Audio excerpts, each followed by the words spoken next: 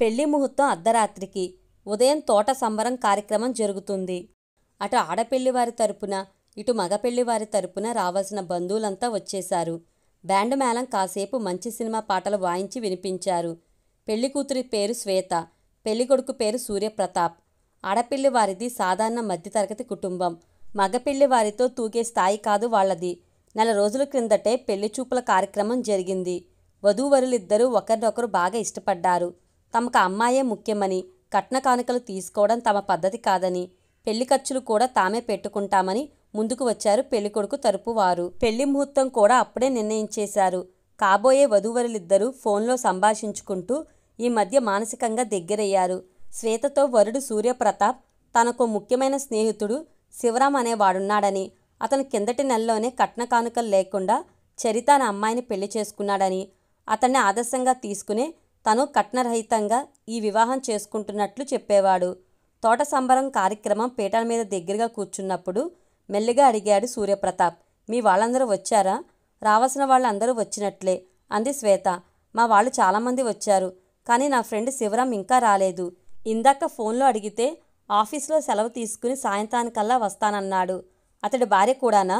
అవును, సతీ సమేతంగా వస్తానన్నాడు. సాయంత్రానికి వస్తామన్నారు కదా, అతడి గురించి ఆలోచిస్తూ ఇప్పుడు మూడ్ పాడు చేసుకోవద్దు అంది శ్వేత. అతడే నాకు జీవితంలో ఆదర్శం. అతడికి వరకట్నం మీద ఖచ్చితమైన అభిప్రాయాలున్నాయి.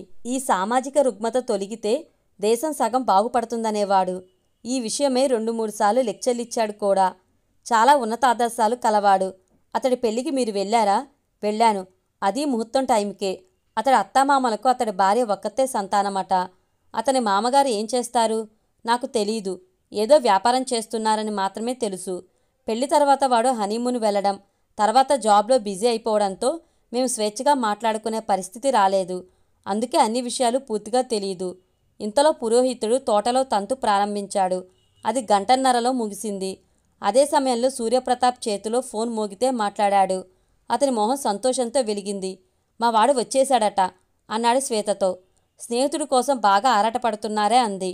వేదిక మీద తన ముందున్న వ్యక్తి శుభాకాంక్షలు తెలిపి కదలగానే తర్వాత వ్యక్తిని చూసి ఆనందపడిపోయాడు సూర్యప్రతాప్. అతడు శివరాం. లేచి నిలబడి అతన్ని కౌగిలించుకుని ఇప్పటికైనా వచ్చావు, సంతోషం. నీ శ్రీమతి ఏది అని అడిగాడు.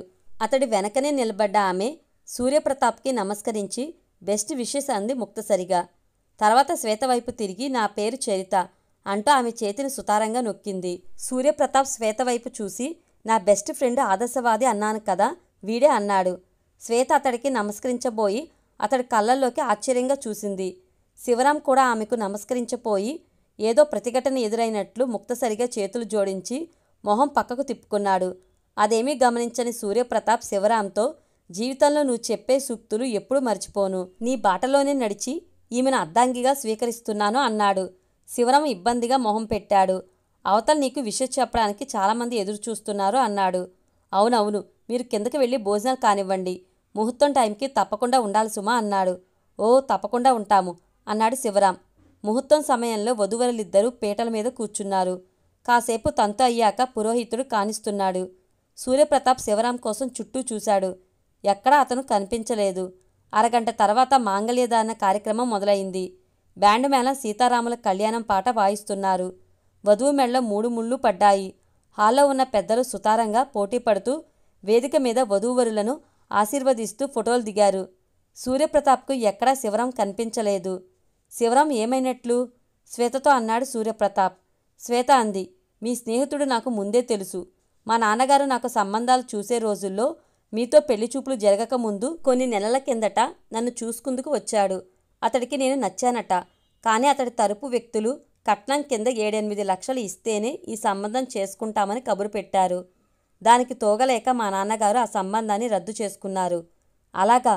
మరి కట్నం లేకుండానే వాడు పెళ్లి చేసుకున్నాడే ఆశ్చర్యంగా అన్నాడు సూర్యప్రతాప్. చేసుకోవచ్చు. అతడి భార్యతో నాకు పరిచయం లేదు, కానీ వారి కుటుంబం గురించి నాకు తెలుసు.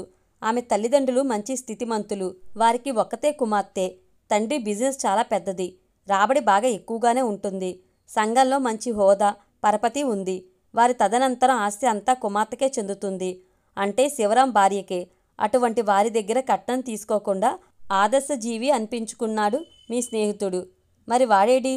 నేను అతన్ని గుర్తుపట్టాను కదా, ఎదుట పడ్డానికి మొహం చెల్లక వెళ్ళిపోయుంటాడు.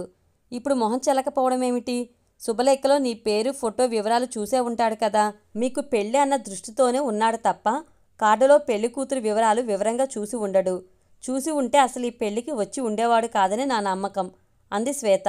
వాడి కోసం మరోసారి ప్రయత్నిస్తాను అంటూ ఫోన్ చేశాడు. మీరు కాల్ చేసిన వ్యక్తి స్పందించడం లేదు. దయచేసి కాసేపాగి ప్రయత్నించండి అని వినిపించింది. సందేహం లేదు, వాడు వెళ్ళిపోయాడు. ఏమైనా నిన్ను నాకు వదిలిపెట్టినందుకు వాడికి థ్యాంక్స్ చెప్పుకోవాలి అన్నాడు సూర్యప్రతాప్. శ్వేత ఆనందంతో క్రీగంట అతన్ని చూసింది. వేదికనంతా పరుచుకున్న మల్లెపూల గుబాలింపులో ఆమె నేత్రాలు బంగారు మీనాల్లా మెరిశాయి.